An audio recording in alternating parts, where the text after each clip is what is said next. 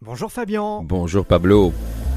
Sud Radio, la minute du coach. Merci de nous suivre chaque semaine. La minute du coach sur Sud Radio pour voler avec les aigles, avec notre coach favori, la triple menace psychologique. C'est parti.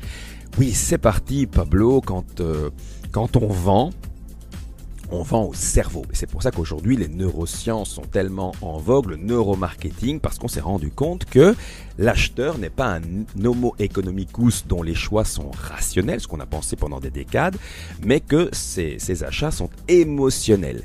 Ils sont émotionnels et puis l'acheteur va procéder à ce qu'on appelle de la post-rationalisation, c'est-à-dire qu'il va rationaliser son choix a posteriori.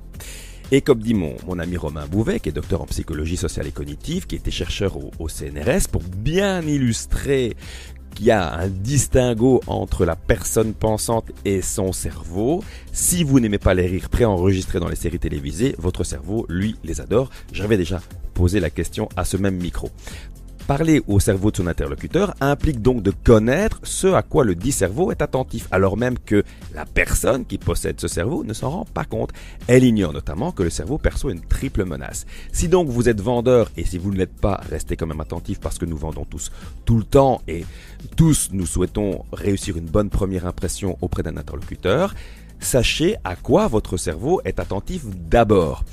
Et la question, je te la pose, à quoi penses-tu, Pablo, que ton cerveau est attentif quand un nouvel interlocuteur est en face de toi? J'observe le visage et le corps de manière générale. Le visage et le corps, et souvent on me dit les yeux. Les postures. Les postures. En réalité, c'est pas ça qui se passe. Ce qui se passe, c'est que ton cerveau va d'abord regarder les mains. Et c'est la raison pour laquelle je vous invite à montrer les paumes de vos mains, sans ostentation bien sûr. Arrangez-vous très vite pour que la personne en face de vous les voie. Le message envoyé de façon inconsciente, évidemment, c'est « Je ne suis pas armé, mes mains n'ont pas pris la forme de poing, vous ne craignez rien, nous pouvons coopérer ». La menace numéro 2, c'est le visage. Si vous voyez un visage boutonneux, à la peau râpée, burinée, ou un visage à la peau lisse et belle, qui reflète la bonne santé, bien sûr, vous aurez tendance à accorder votre confiance au deuxième visage. Moralité, soignez donc votre peau. Et la menace numéro 3, c'est votre statut. Êtes-vous dominant, dominé, neutre? Je vous invite à choisir une posture neutre.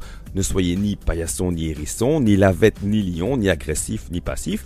Affirmez-vous. On appelle aussi ce comportement le comportement assertif. D'ailleurs, une assertion est bien une affirmation. Oh, mais qu'est-ce qu'une posture neutre alors, Fabien?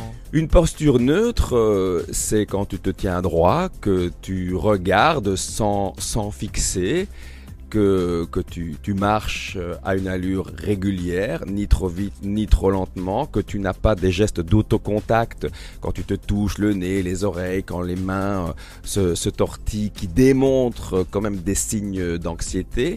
Quand tu regardes par terre, où évidemment tu as une posture passive. Quand tu mets les mains sur les hanches, c'est ce qu'on appelle la posture akimbo, c'est une façon de dire le patron, le mâle alpha, c'est moi. Là, tu es dominant. Ta façon de parler aussi, si tu parles haut et fort ou si tu parles très très bas. Et là, j'invite à trouver le terme médian, bien sûr. C'est-à-dire, je suis en coopération, je cherche à coopérer, c'est le message que j'envoie au cerveau de mon interlocuteur. Fabien, merci. Merci à toi.